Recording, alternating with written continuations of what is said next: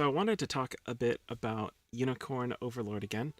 I made a video already about it, but the demo released recently, and I just couldn't help talking about it. Pretty much is what it comes down to. I think this is some of the best combination of gameplay and story that I've seen in the tactics RPG genre since Tactics Ogre and Final Fantasy Tactics. And hey, maybe I'm getting a little bit ahead of myself. But I think it has the potential to be that good. That isn't to say it definitely is yet, but everything that I've played so far in the demo is leading me to believe that it definitely could reach those heights. And I think a part of that is Vanillaware. Vanillaware has a history of delivering really good games. They more recently did 13 Sentinels, Aegis Rim, but in the past they've done, Odin Sphere, Muramasa, and one game that I wanted to talk about for a second, Grand Knight's History. People might not know about this game because it was the localization was cancelled for us, unfortunately. So there is no English version, although there is a fan translation, I'm pretty sure. And if you go look at Grand Knight's History, it actually looks kind of familiar.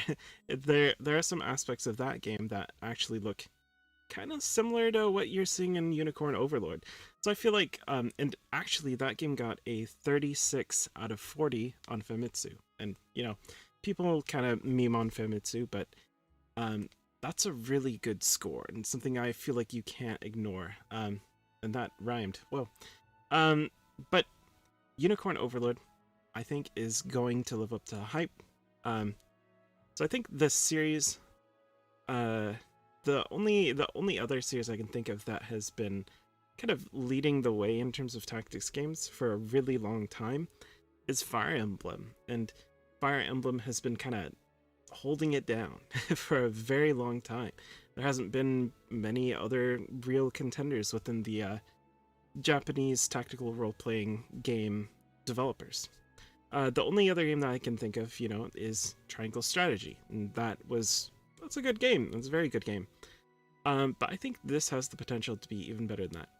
A lot of different reasons.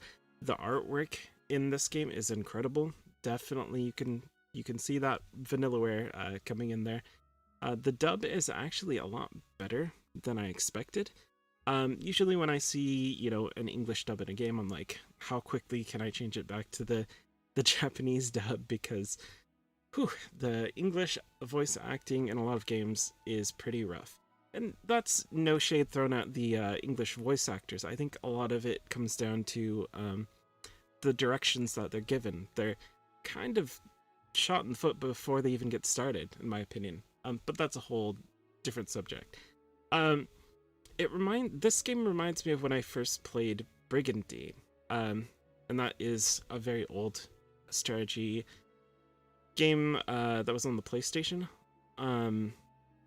Just like it isn't really like that much like Brigandine, but just kind of the feeling that I have of playing it, that game just felt really good.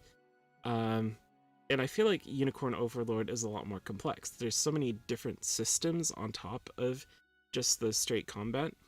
There's this whole support system, so you have something similar to what you might find in Fire Emblem, where you're raising the levels of these characters, and it's kind of like a relationship point system. There's also very in-depth management of all the characters, so you can change around things when you're going through. They have the ability to be promoted to better classes as you're going through the game.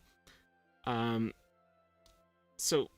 you can manipulate each team that you set up of characters and put in the character that you want into your different squads. There's so much to this game that it just does right. Everything that I kind of want in this sort of game is there, which is crazy. It's it's like they took all the ideas out of my head and put them into a game and made them incredible. That's kind of what it feels like. Another thing that I noticed in that they showed off a bit of this in one of the trailers is that this has decisions that you're making that have real consequences, and that's something that I've loved since, you know, games like Suikoden, Tactics Ogre, that have these decisions that you're making that have very clear, real, obvious consequence. And that's something huge in games, and that's one of the things that makes games so interesting. The interaction with the story, letting you change certain things, and I think it shows off in the trailer. You can straight up execute a character or recruit them. So you make these decisions, they actually matter, they affect the characters that you bring into your army, which is great. That's amazing. That's a really cool thing. So yeah, Unicorn Overlord, it is going to be cool. Look at it now. If you're anyone that's ever been on the fence or